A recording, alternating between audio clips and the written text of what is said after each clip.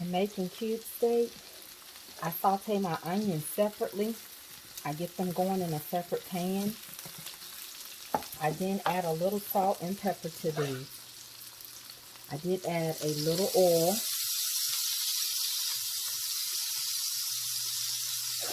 Because I'm going to use this to make a separate gravy.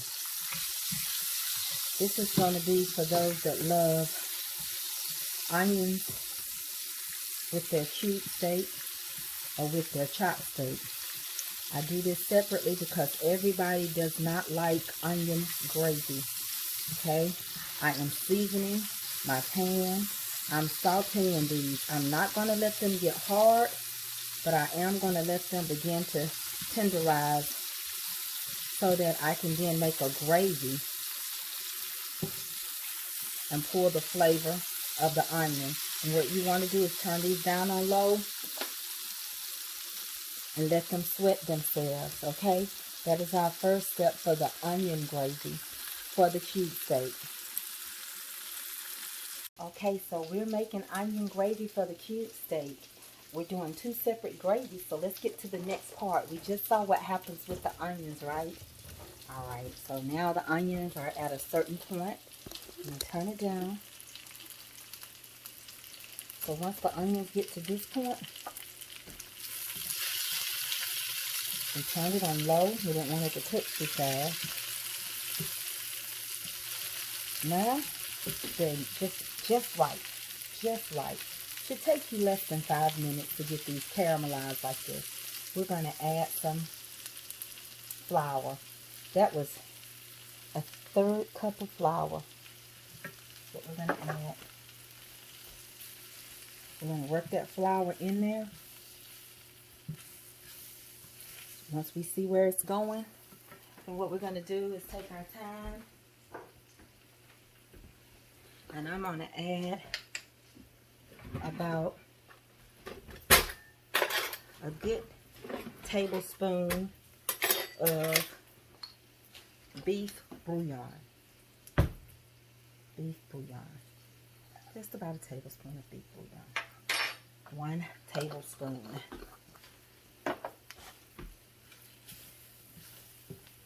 And I'm going to let that work in there really good. Now, by chance, if your flour does not start to brown like we want it to brown, then you can always add just a touch more of oil to pour that flour where it needs to be. You have to be kind of careful when you are doing your onions with your flour, because the onion wants to absorb the flour. So we're going to see if we need to add any more oil. Let me give you an example of what I'm talking about. I'm just going to add a little oil to this, okay? Just a touch. Just to pull some of that off. Just to pull some of that off of the flour off of the onion. Because if you don't, your gravy could be too light. Okay? Get you over here a little good.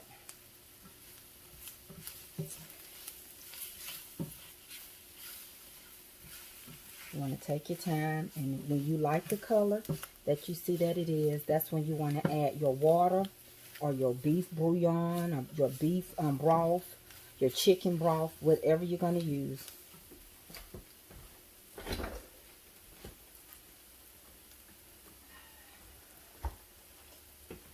So since I am doing cube steak, I'm going to use some beef broth. Work it in here really good.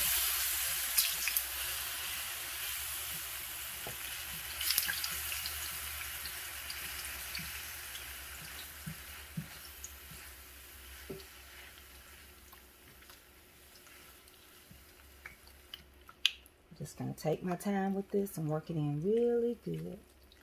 Okay. You're going to splatter and you're going to spill. But you're going to be making something really good.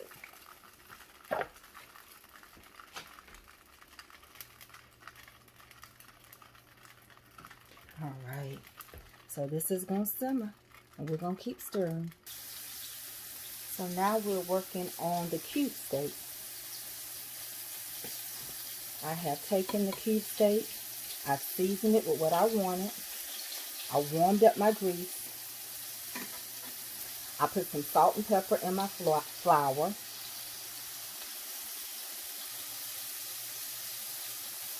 And we're going to cook it and apply it to the gravy that's on the side that's being made, the onion gravy.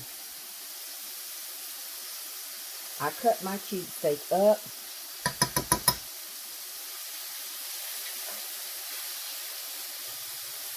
It just works out better for me and my family. Okay, so now we're doing the cube steak. And the gravy is coming along good.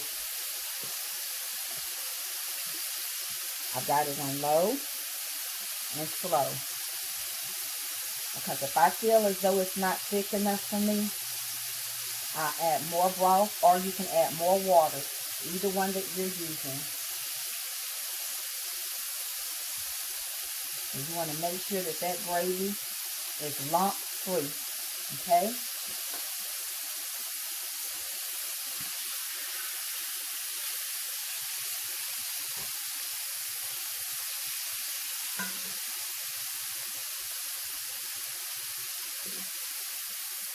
Make sure you don't cook your cube steak too high. And when I buy my cube steak, I go through it.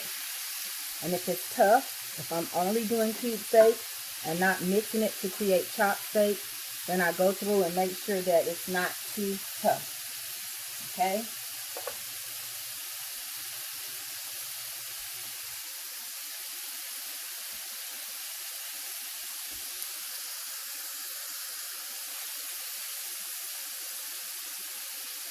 So as this cooks, we're going to add it and apply it to our gravy. Once you feel like your cube steak is done, we're going to come over here and we're going to put this into this gravy.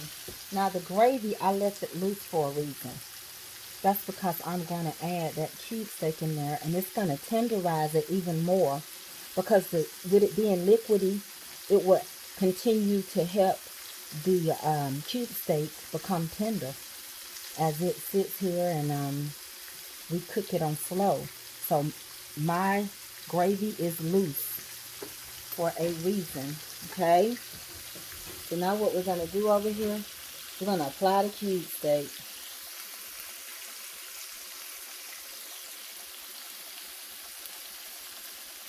I'm going to easily take my cube steak out of one place. Okay, just like this. I'm going to place it in here. I'm going to take my cube steak out. Now remember, cube steak produces blood, so cook that blood out of there. You know, you don't want to rush it. Make sure your cube steak is done. My cube steak is done, okay? I'm not putting raw cube steak in this gravy. No. It is done. I've checked it. I've stayed with it. And I've been cooking with it, okay? So now we want to add it in here. And we're going to let it just simmer on slow and do its thing. We're going to let it simmer and do its thing. And when we come back, we'll see the end result, of how thick this gravy would be and how tender the cube steak would be. All right, I'll see y'all in just a few minutes, okay? I love y'all. Yes, I do. Here's the outcome of this onion gravy that I did. It's been setting so that it could get to the thickness that I wanted it to be. This is how I wanted my onion gravy. This is the one that has onions in it, okay? Plenty of onions. Those are onions that you see. Those are onions, okay? And here is the darker brown gravy. This is the one that I did on the live. It shows the gravy being dark. It has set a while, so the gravy is nice and it's rich. If you want to thin out your gravy, you can thin your gravy out. This is cube steak. and gravy. I did a dark gravy and I did a light brown gravy.